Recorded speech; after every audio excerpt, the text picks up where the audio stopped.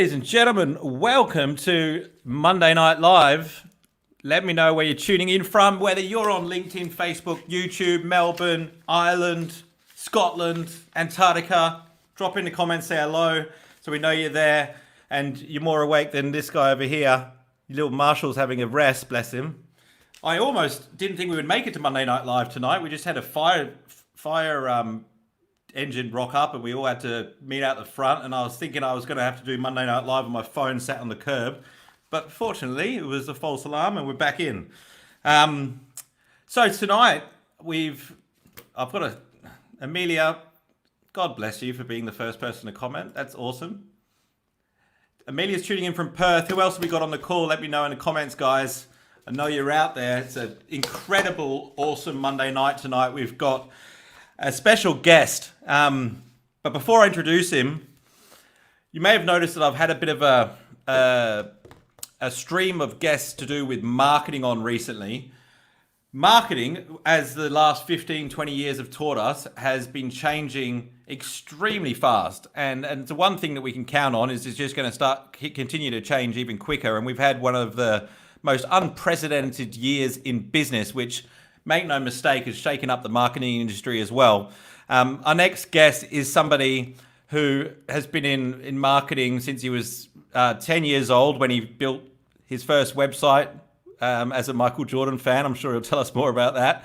As somebody who I've shared the stage with and spoken with on stage about marketing. He is a good friend. He's been a client of Bibby Consulting. I've got a bone to pick with him because he ranks higher than me for the keyword LinkedIn marketing, which goes to show that he's good at his trade. Inbound Marketing agency here in WA is dominating. They've been growing for a long time, even in the unprecedented times. So without further ado, I'd like to introduce the founder of Inbound Marketing, Adam Rowles. Welcome, Adam. How are you today? Yeah, good. Thanks for having me on. Great to have you here, mate. We've been meaning to do this for a while. Yeah, we've spoken on stage a couple of times, and things are good. It's good to catch up. Yeah, no, it doesn't happen all the time, but every now and then when I'm at an event and I hear another speaker who knows what they're talking about and start taking notes, it's a good thing. It's a good day. So welcome aboard.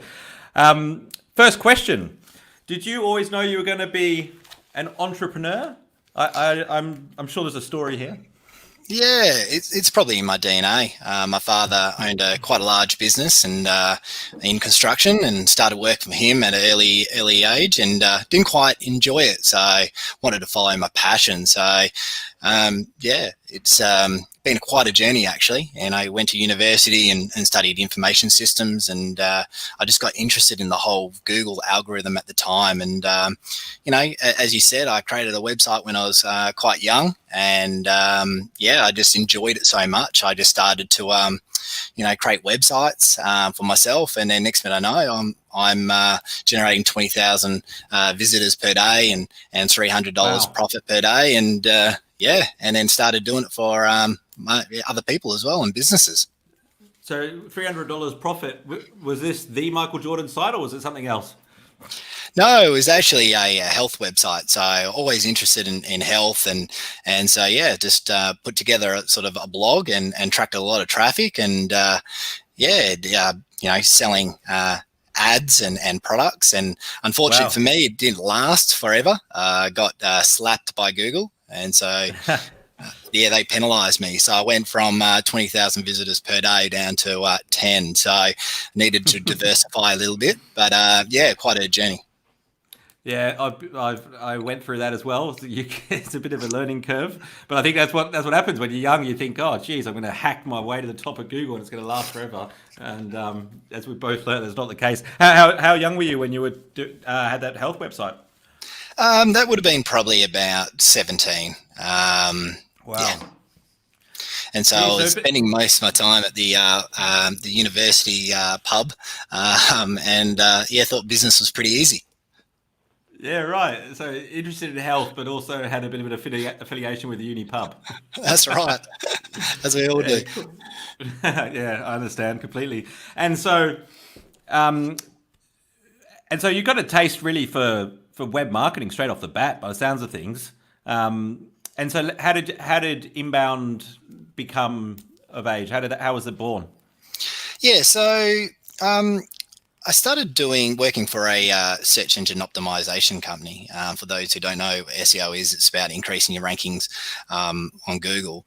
And then the constant feedback I was getting from a lot of clients was in regards to, it's great that you're getting me, rankings and traffic, but what I really care about is leads that turn into sales. So went into a little bit of a journey exploring options and came across inbound marketing methodology.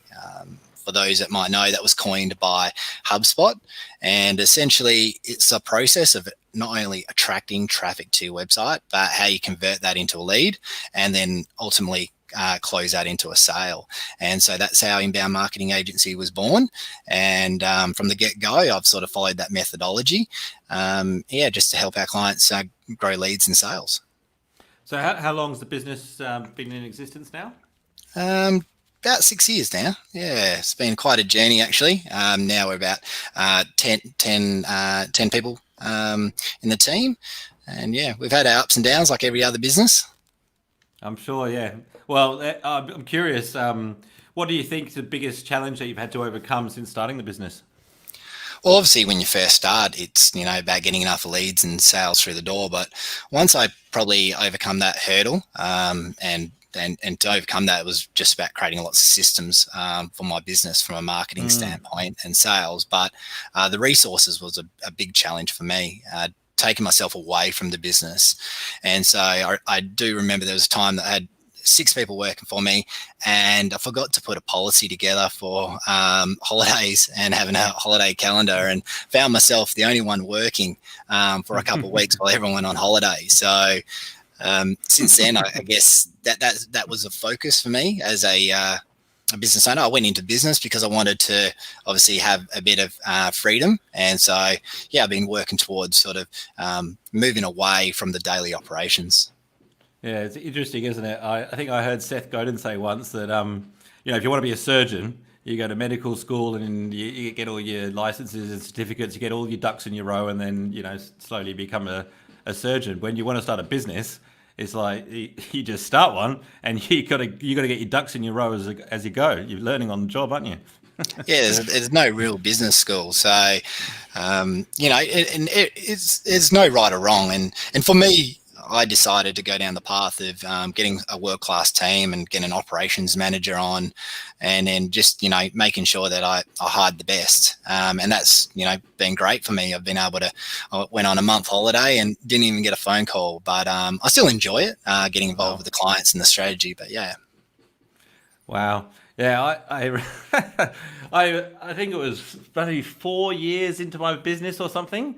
And I was seeing this girl for probably almost a year, and she's like, "Let's go to the Gold Coast. Don't turn your telephone on for a week. Let's see how it goes." And disaster struck. Like, I almost well, I didn't lose any clients, but my top sales guy basically went through all my clients. He started his own business, went through my whole client base, called them all.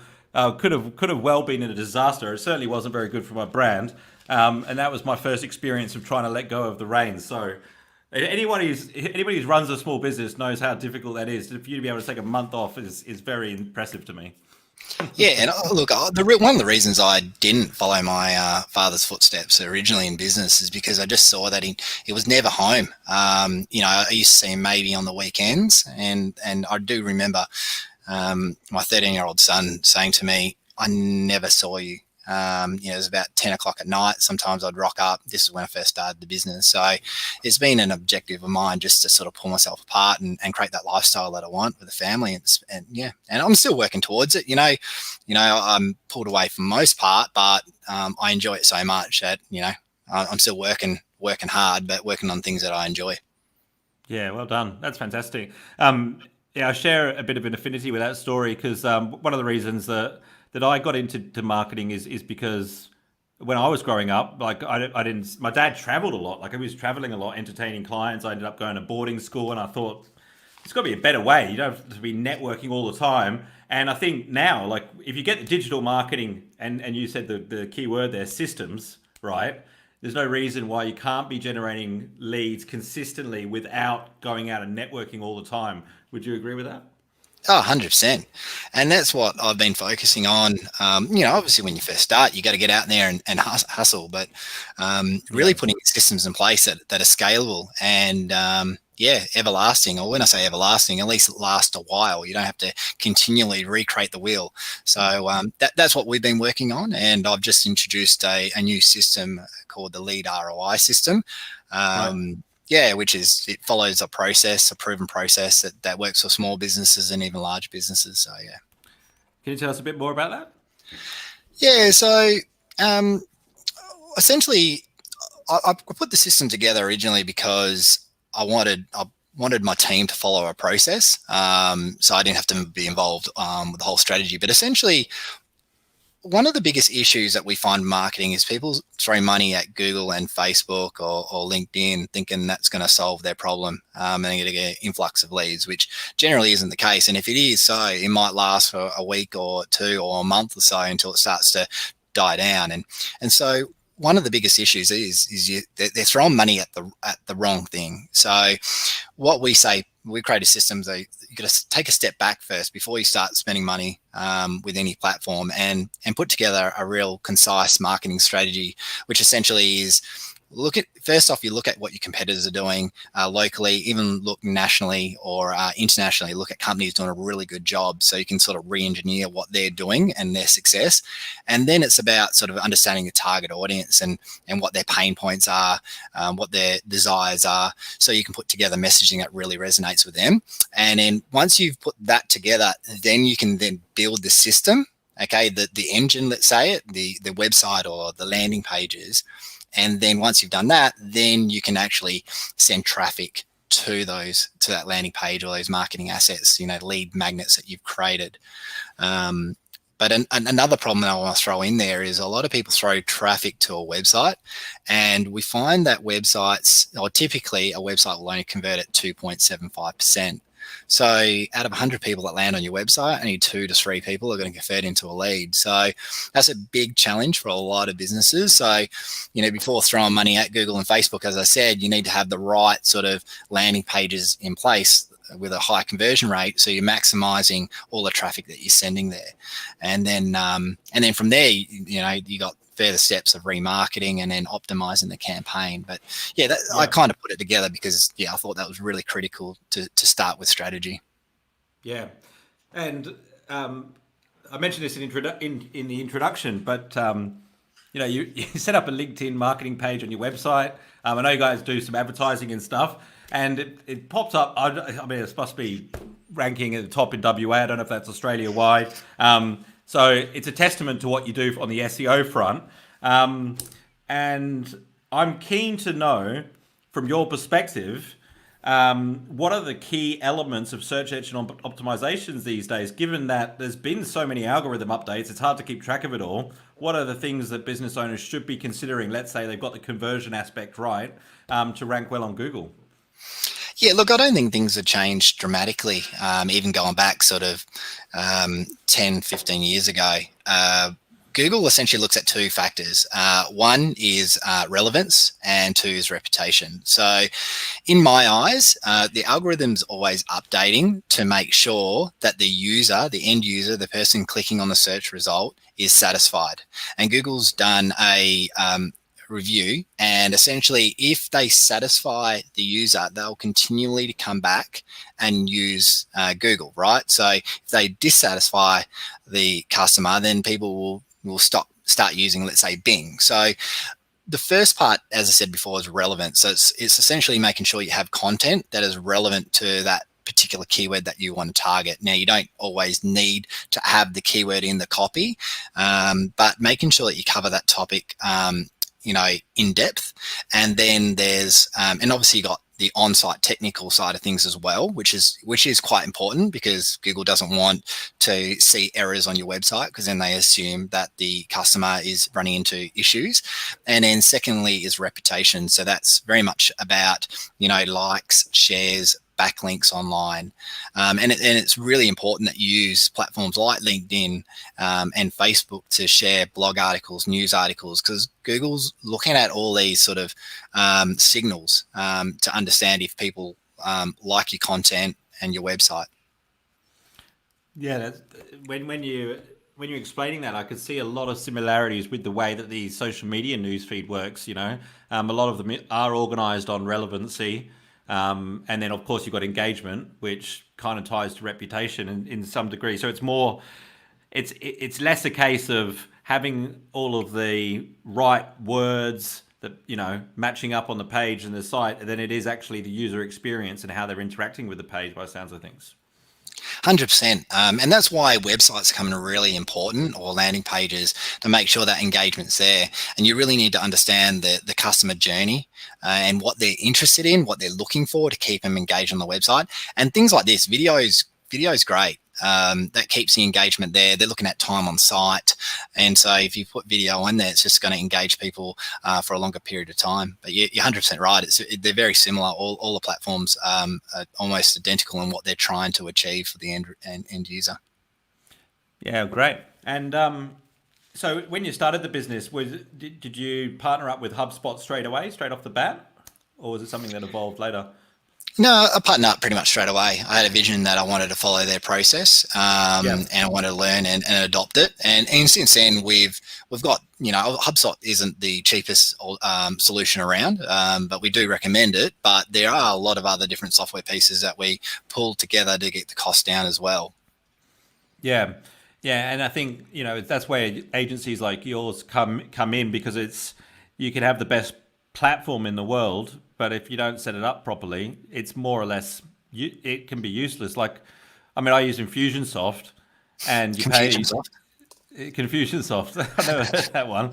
Well, look, so you pay this big setup fee or whatever, and then you got to pay $300 a month, and you don't really want to cancel because you paid the big setup fee. It took me 18 months before I had it set up so that it was actually doing anything. And you're exactly right. And I had a few agencies work on it. I went through 2 or 3 agencies, and none of them quite got it right.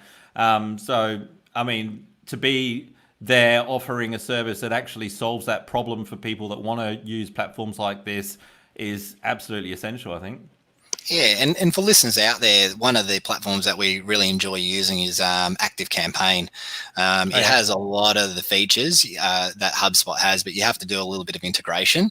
But for sort of bigger businesses, if you've got like a marketing team behind you, then definitely HubSpot. But yeah, no, it can be quite confusing and complex, the whole process. But like I said before, you start with that strategy, map it out, then it's a lot easier to put it together.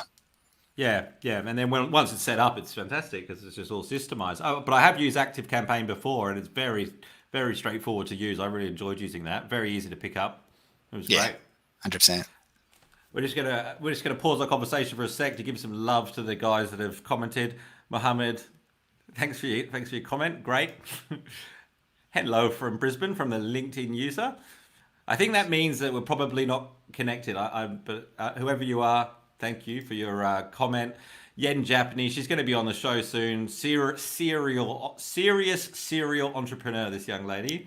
And then we've got Amber, who's joining us from Cape Town, who's also a regular on the show. Thanks for your comments, guys. I want to encourage you to take this opportunity to ask anything digital marketing related to Adam, health related, Michael Jordan related. You can throw him a few curveballs if you like. Now's your opportunity since we're live. So drop your questions into the comments. Adam, what are you excited about in your business at the moment? I think video marketing has been really powerful. I've been really excited about the opportunities that allows with the platforms of LinkedIn and Facebook. We've launched a couple campaigns using video and creating some story around it, and the conversion rates have been great, and the engagement rate. So it's a little bit more difficult, but we just see the results come through. They're probably half to 1/3 of the cost per lead that normal traditional campaigns cost. Yeah, and obviously we did some work together on LinkedIn. Would you mind sharing your experience with everyone? Yeah, is obviously when I first started, there was a need to get a couple of clients on board, and I had a mentor at the time, and he recommended yourself because he'd worked with you, so I trusted his advice and jumped in. And I think 3 months down the track, I told you to stop because I was too busy. So, but I liked the fact that it was just so targeted. You know, you sort of on LinkedIn, you can just go, who's your target audience, and then next one to know, you can contact them straight away. But we've also been involved with a couple of your training sessions as well, and for a client of ours, and I think the process is, you know, anyone can take it and use it. Yeah, no, thanks for sharing that. I think LinkedIn is just, I mean, I guess it's like any other platform. It all comes down to strategy, but it's so great that you can reach those key decision makers within an organization in an appropriate manner, I guess. Probably a bit more appropriate than some of the other social channels. But got me excited very early on, and we're just going to see where this trend takes us, because at the moment there's a lot of attention on the platform. And what's your experience with LinkedIn ads been like? Yeah, so I've been using it myself personally for my business, and I found that it's got the best cost per lead. I would say now that YouTube's probably edging it out in the long term, but initially when I ran it, it was 3 times less than any other platform, and so wow. Yeah, I could just normally target. We hear the opposite. Normally people say it's expensive. Yeah, I would say that comes down to the messaging. So people on YouTube and LinkedIn, I feel that they're looking at absorbing information. So compared to Facebook, and not to say that people don't do this on Facebook, but I think people are open to absorbing information on LinkedIn. So if you give them that information and education, then they're gonna trust you. And also, I think the targeting, if you really narrow down your targeting right, you can target the people you want. So I was targeting people in construction who are CEO or managing director or involved in sales, and it was very, very, you know, a small market that I was targeting, but I got to them. And the algorithm of and one of the biggest issues is people have the wrong objectives when they create a campaign. So you need to think first when you run an ad, like any ad campaign, what's the objective? And for me, it was conversion. So making sure that I set those settings in the system that I wanted conversion, not views, not impressions, not comments. It was conversions. LinkedIn went out and did its job and got me leads. Yeah, that's a really good explanation there, because I come across this a lot. LinkedIn ads is expensive. LinkedIn ads doesn't work. You know, we get more leads on. But I mean, marketing's changed. Like, you can't just throw an ad up there. Like, when you're choosing whether it's views or conversions or leads, these things are really important. Like, it's not. It's, you know, it's become like a very technical skill, marketing, hasn't it? I mean, yeah. Yeah, I think the other thing is a lot of people miss. You know, they've been using Google for years, and then they jump into LinkedIn and just think, I'm just going to throw money at it. People need to understand that audiences are different. There are different stages, different content will need to resonate. You can't just slap something together. And I think you need to really, you know, think about at an awareness level. You know, before someone's actually thinking about using your service or product, you need to talk to them at potentially their pain points or their desires, and work it backwards from there. Going, look, this has worked, this hasn't worked in the past, and then you can let them decide if they want to engage with you after that. It's just a little bit of more softer approach than a lot of other channels. That's what I love about the inbound methodology is the focus on the customer journey, and looking at where people are in that journey, you know, and with content on social media, generally, unless you're remarketing, or there's a few instances where this might not apply, but like most of the time you're catering for the awareness level. Like, that's, you know, people may be aware of the problem, but they're not actively looking for the solution just yet, particularly with organic content. But yeah, I like what you said there about with the LinkedIn advertising. Yeah, 100%. I just want to throw one more thing in that I think is really powerful with LinkedIn, is that they've got the new technology now. If someone lands on your website, then LinkedIn can automatically message them directly through the ad platform, going, hey, I saw that you checked out my website. Check out, let's say, my testimonial page, or do you want to catch up for a chat? So there's some real powerful things that you can do there with it. So yeah, I'm quite impressed where they're going. Geez, I just learned something. So you can automatically send them an email when to people that have visited your website. Yep. 100%. I even take it to the next level. I send them an email once they've engaged on my website. So I've got free training. And so once they've registered in the free training, then I engage with them, because I know there's a lot of people researching things and coming to my blog just for general information. So I don't want to hit them up yet until I become a lead in my database. Is that sort of functionality available on Facebook ads? Do you know, with Messenger? I'm not quite sure, to be honest with you. I would say not. I haven't seen anyone do it before, but yeah, that'd be a good idea. Yeah, that's phenomenal. I'm going to be looking into that this week for sure. We're going to take a couple questions from our fabulous audience members. Unfortunately, we don't know the name of this guy just yet, but he is on LinkedIn and he's asking, what's the future of podcasts and SEO? What's your thoughts on that question?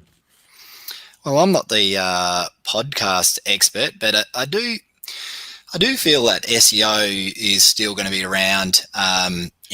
It's one of the most cost-effective solutions, but it is the long game, and I think there's always a place for it. But with that being said, if it depends on the stage of your business, if I'm going to be engaging in SEO, I'm going to continue to do SEO. We get most of our best quality leads from SEO, but I do feel that, every platform's got an objective to make money, and I just constantly see Google adding a little bit more ads there, and the same with Facebook. So I do feel that the paid avenue is going to start to be more prominent, but SEO is still going to keep driving those low costs per lead, and it's probably going to be the best ROI for marketing. Yeah, and is there? And I've read a lot about this, so I've got a vague idea. I've got a bit of an idea of the answer to this, but I'm keen to hear your thoughts, and I don't want to sway your answer one way or the other. But is there a difference in intention between somebody who clicks on a Google ad and somebody who would click in the organic results? Yeah, 100%. So I don't have that data in front of me at the moment, but yeah, the intention is a lot greater from an SEO. It runs around trust signals, so people still have that perception that if you pay for it, you just don't build the trust. So yeah, I do feel that SEO, you definitely have better close rate and conversion rate. When I say close rate, a lead to a sale. But yeah, we definitely see better conversion rates, from visitor to lead than paid. Yeah, I found the quality very different. And I'm sure in like some more business to consumer type industries, it would be different to mine. But like all of my best clients, like the Westpacs, the Channel 7s, the Apples, I've always traced them back to organic traffic. They were doing more detailed research on who they did business with, rather than just trying to find out the latest hacks and download a free PDF. It comes down to the cost of the product or service. So if it's a low entry, I don't think people really care. But if it's a lot more expensive, obviously they're going to be shopping around, looking at reviews, they're going to be doing all that sort of research. So yeah, I don't think paid is just not going to do it for those sort of bigger projects. Yeah. Okay, Amber, which platform do you find gives your business the best organic reach at the moment? LinkedIn, Facebook, or Instagram? Keyword being organic, I think. What are your thoughts? You didn't put Google in there, so Google is my number one at this stage. I would say that LinkedIn gets me better, more organic traffic. I find the drama with Facebook at the moment is very focused on ads. So even if you have a page and you have, let's say, there's a recent study that came out, they had 20,000 likes for a Facebook page. When they did a post on their page, they only got 400 of those people saw that post. So it shows you that, organic reach through pages is quite limited. However, Facebook is improving their community groups. So if you've got a group and you join a group, you definitely have a lot more organic reach that way. But LinkedIn, I find that quite powerful. I find that most people that are connected with you will see that post. That's my. I don't know if you see the same, Nathaniel. Look, I mean, it has to be good. Like, I guess it's the same on any platform. Like, if it's crap content, LinkedIn's soon going to find out. I mean, they're not, the algorithm's not stupid. If no one's engaging with it, eventually, like, there won't be a whole lot of views. But if you're adding value and it's a clear, concise message, LinkedIn has the most potential, I find. But I mean, it depends on the business. Like, we're both in business to business type industries, right? If we were in fashion, or we were supermodels, maybe Instagram will work better for us. But that's not the case. Yeah, and it comes that down to your target market. But with that being said, if you are in the B2B, I do find that making sure you have remarketing in Facebook is almost a must-have. Yeah. Regardless if most of the sort of sales through Facebook are B2C, I think that there's a place for it in remarketing. Absolutely, yeah. So that's the thing. There's always things you can be doing, and from my perspective, I think I spend, like it would be, no, it would be it's small enough for me to not keep track of it. So it might be a couple $100 a month on remarketing, but just making sure that everyone who comes through my website then gets to see some content on Facebook as well. It's a no-brainer. Really is. That's phenomenal. Yeah, we've been one of the probably, and I should have mentioned this earlier on. I mentioned that one of the things I'm interested in is the video ads at the moment, but the omni approach, being sort of the multi-channel approach, making sure you're visible in Facebook, Google, LinkedIn, YouTube, making the more platforms you can be involved with, the not only the better reach, but your conversion rates are going to skyrocket. We find that people need 7 to sort of 12 to 14 touch points before they're comfortable to buy from someone. So leveraging all those platforms is critical, I think. And we have, even for small businesses, but we're executing we're taking a lot of ad budget away from TV and putting it into YouTube now. And the great beauty about YouTube is it's, and even LinkedIn videos it's dirt cheap and it's really targeted. So covering all bases is critical, I think. Yeah, absolutely. And the average user of social media, I'm pretty sure it was 9 accounts, but I might not be 100% on that one. But they've definitely got more than 5 accounts, right? So if you want to be marketing to the same people, and the remarketing helps you do this, like, so that they see you on Facebook and see you on Instagram, and then they see you on LinkedIn. Then I love it when I ask a client. You always ask the prospects, where do you hear about us? And I love it when they say, "Oh, you're everywhere," because obviously I'm not everywhere, right? Not everyone's seeing me, but it means that the marketing's working for the right people and getting us in front of the client. 100%. Amber's got another question here. Let's have a look. How often do you create lookalike audiences with the current audience data points you have? Here we go, getting into the technical stuff. So I will create a lookalike audience, like I would say at least 1,000 people in that audience before I'll create a lookalike. You can do it as low as sort of 300, but I find lookalike audiences, I use that as a scaling method. So I'll always use the inbuilt targeting options, either being interests or whatnot, or keywords first.